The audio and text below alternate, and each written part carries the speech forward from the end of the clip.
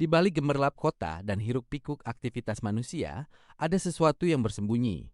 Dunia berjalan seolah semuanya baik-baik saja, tetapi di bawahnya ada fondasi rapuh. Dunia berdiri di atas utang. Amerika memikul 38 triliun dolar, Jepang 9 triliun. Total global mencapai 315 triliun dolar, angka yang bahkan tak bisa dibayangkan manusia. Jika semua berutang, kepada siapa sebenarnya mereka berutang?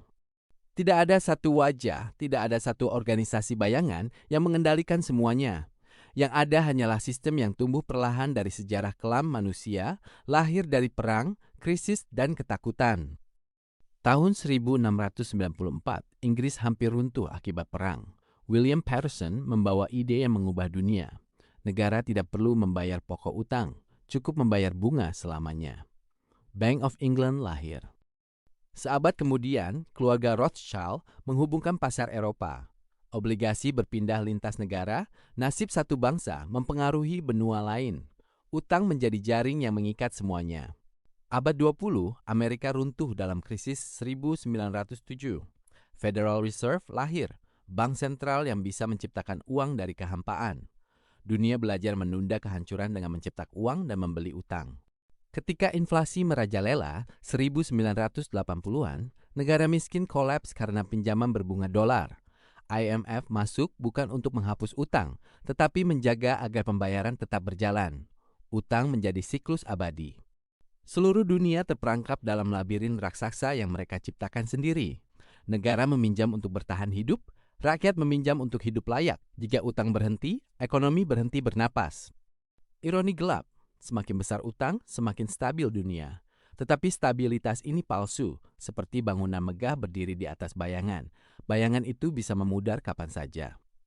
Kita tidak diperintah oleh raja atau elit rahasia, tapi oleh sistem kuno yang bernapas melalui utang dan bunga. Utang modern adalah makhluk tanpa wajah. Ia mengalir di setiap kartu kredit, setiap kontrak, setiap napas ekonomi. Dunia tidak bergerak karena kerja manusia saja. Dunia bergerak karena utang memberi napas pada setiap transaksinya. Jika semua utang dilunasi sekaligus, uang akan lenyap, bank runtuh, bisnis berhenti, dan sistem ekonomi akan hancur dalam sekejap. Dunia bergantung pada sesuatu yang tak terlihat, kepercayaan. Tanpanya, seluruh peradaban bisa runtuh hanya dalam satu malam. Kita hidup dalam sistem yang dibangun bukan oleh raja, bukan oleh dewa, tetapi oleh angka yang menentukan nasib seluruh planet. Setiap negara, bahkan yang paling kuat, tidak benar-benar memiliki uang. Mereka hanya memiliki janji yang disebut obligasi. Semua orang berhutang, pemerintah pada bank pada pasar, pasar pada kepercayaan. Lingkaran tak berujung yang menahan dunia tetap berjalan. Semakin besar utang, semakin cepat dunia berputar. Semakin cepat dunia berputar, semakin besar resiko jatuhnya. Ada titik di mana utang bukan lagi alat bantu, tapi bom waktu. Kita tidak tahu kapan meledak, tapi detiknya terus berjalan. Dan inilah misteri paling mengerikan.